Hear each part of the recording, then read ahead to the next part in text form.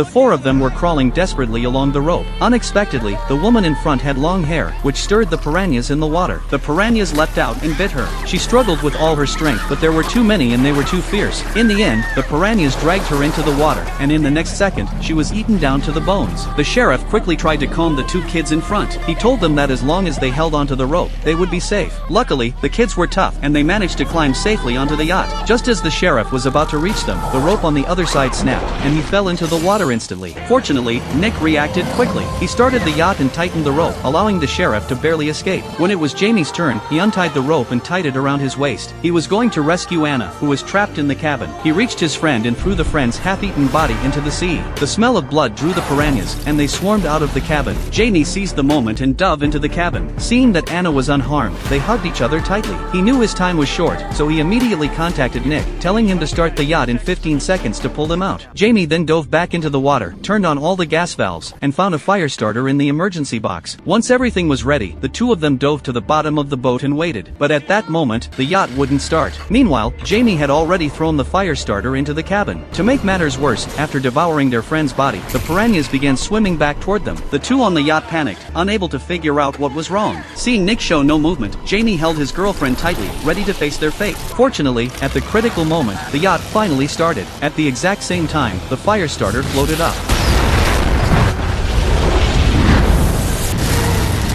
A huge explosion turned the piranhas into grilled fish, and Jamie and Anna were rescued. Just as they were celebrating their survival, the sheriff suddenly received a call from the professor. The piranhas that kill those divers, they're not fully developed. They're the babies. The babies? So, where are the parents?